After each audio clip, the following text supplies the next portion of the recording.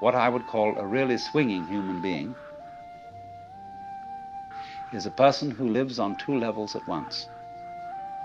He's able to live on the level of being his ordinary ego, his everyday personality, and play his role in life and to observe all the rules and so on that go with that.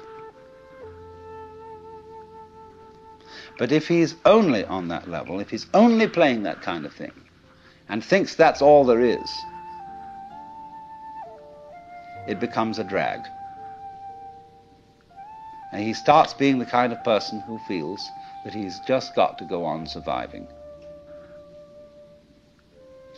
See? It's terribly important to go on surviving, to live.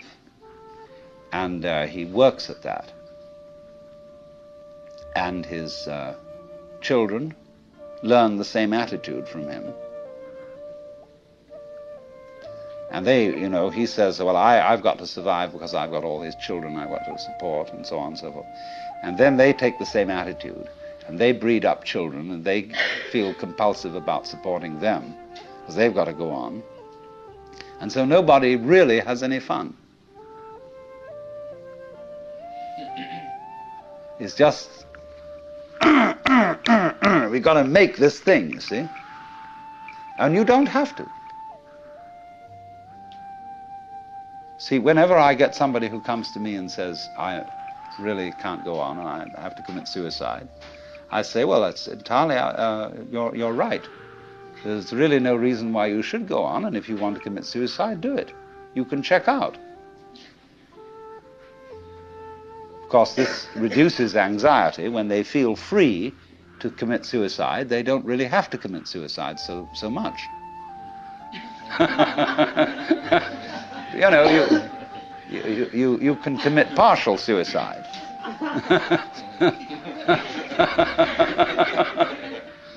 So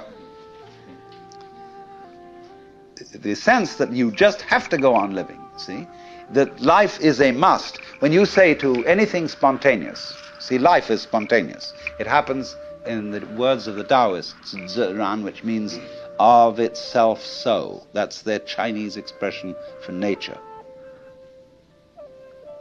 What happens by itself, what isn't pushed, but it just pops up, you see? Like, I'll never forget, there was a great Zen master I knew once in New York.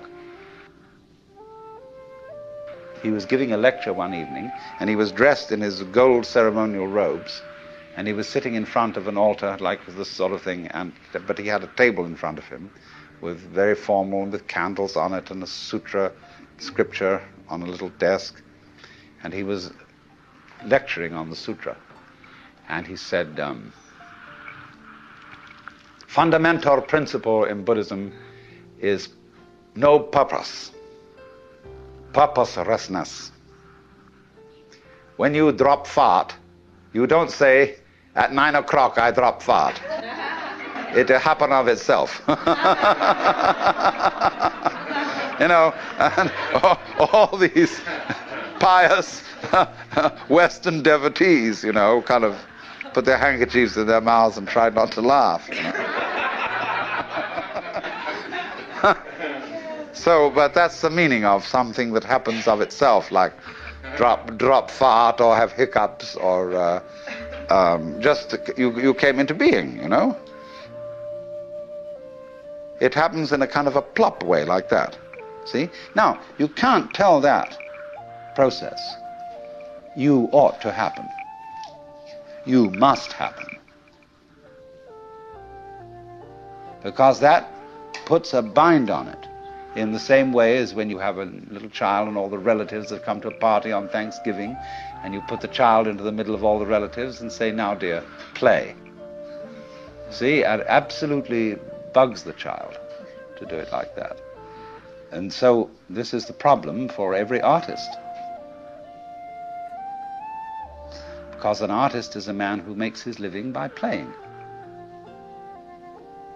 Whether he's dancing or painting or playing music or whatever it is. And he has to overcome this problem. He has to know how to play in public. at a given time on an appointment.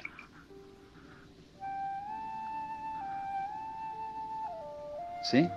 Now that's not an easy thing to learn, but when you catch on to the trick of it, you can do it. To play on demand. That's the hardest lesson of life.